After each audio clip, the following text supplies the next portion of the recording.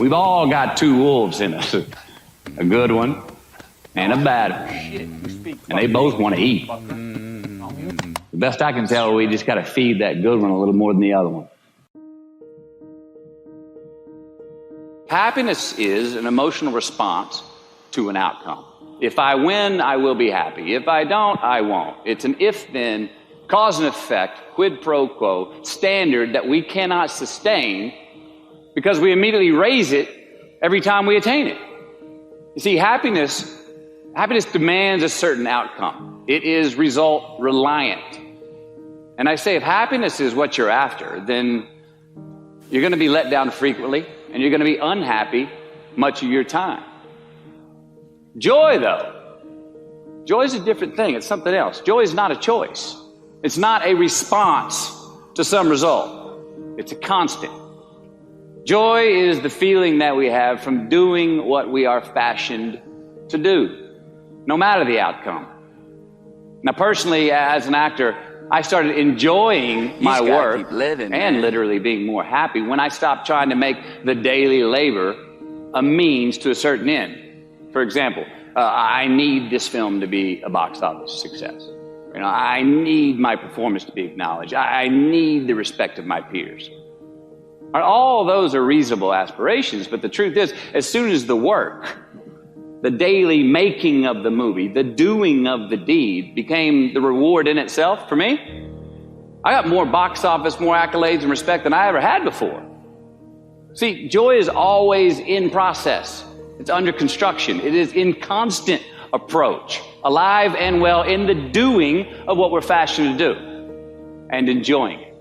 Now, the easiest way to dissect success is through gratitude. Giving thanks for that which we do have, for what is working. Appreciating the simple things we sometimes take for granted. We give thanks for these things, and that gratitude reciprocates, creating more to be thankful for. It's really simple, and it works. Now, I'm not saying be in denial of your failures. No, we can learn from them too, but only if we look at them constructively, as a means to reveal what we are good at, what we can get better at, what we do succeed at. All right, life's a verb. We try our best, we don't always do our best. And since we are the architects of our own lives, let's study the habits, the practices, the routines that we have that lead to and feed our success, our joy, our honest pain, our laughter, our earned tears. Let's dissect that and give thanks for those things. And when we do that, guess what happens? We get better at them, and we have more to dissect. It's a get-rich-quick on the internet, richest 15 minutes of fame world that we live in, and we see it every day. But we all want to succeed, right? So the question that we got to ask ourselves is what success is to us, what success is to you. Is it more money? That's fine. I got nothing against money. Maybe it's a healthy family. Maybe it's a happy marriage. Maybe it's to help others, to be famous, to be spiritually sound, to leave the world a little bit better place than you found it. Continue to ask yourself that question. Now, your answer may change over time, and that's fine. But do yourself this favor. Whatever your answer is, don't choose anything that will jeopardize your soul. Prioritize who you are, who you want to be, and don't spend time with anything that antagonizes your character. Don't drink the Kool-Aid, man. It tastes sweet, but you will get cavities tomorrow, all right? Life is not a popularity contest. Be brave, take the hill, but first answer that question, what's my hill? Well, for me, it's a measurement of 5 things. We got fatherhood. We got being a good husband. We got my health, mind, body, and spirit. We got career, and we got friendships. These are what's important to me in my life right now. Because I want to keep all 5 in healthy shape. And I know that if I don't take care of them, if I don't keep up maintenance on them, one of them is going to get weak, man.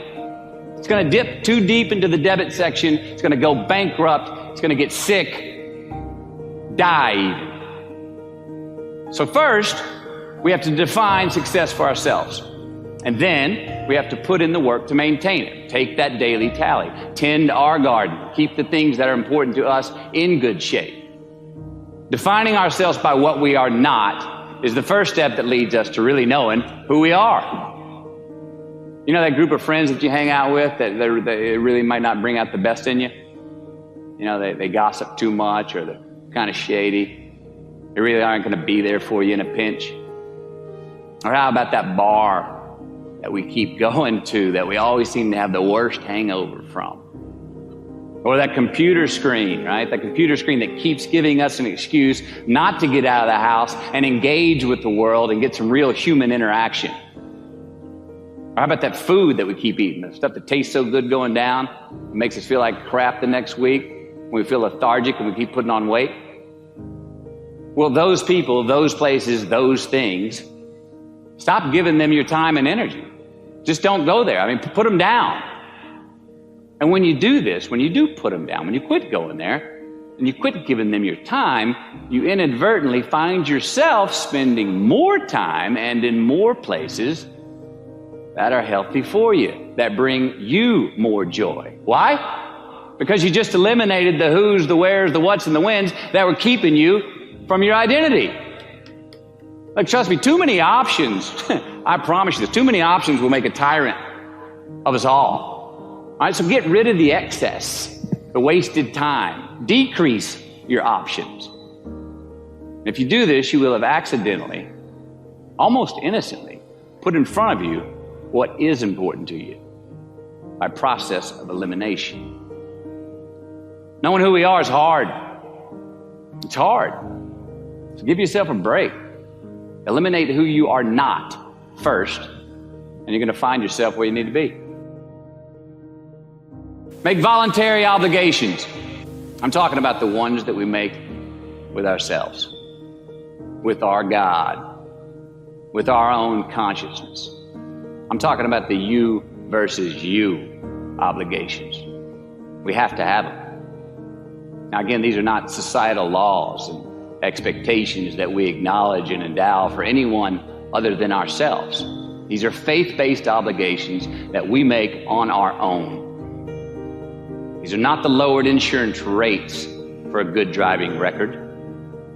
You will not be fined or put in jail if you do not gratify these obligations I speak of. No one else governs these but you. They are your secrets with yourself, your own private counsel, personal protocols. And while nobody throws you a party when you abide by them, no one's going to arrest you when you break them either, except yourself. An honest man's pillow is his peace of mind. And when you lay down on that pillow at night, no matter who's in your bed, we all sleep alone. These are your personal Jiminy Crickets, and there are not enough cops in the entire world to police them. It's on you. It's on you. We do our best when our destinations are beyond the measurement, when our reach continually exceeds our grasp, and when we have immortal finish lines. And when we do this, the race is never over. The journey has no port. The adventure never ends because we are always on the way.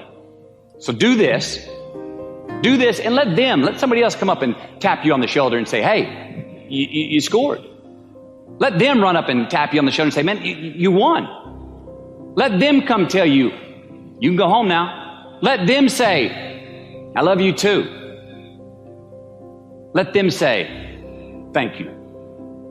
Take the lid off the man-made roofs that we put above ourselves and always play like an underdog.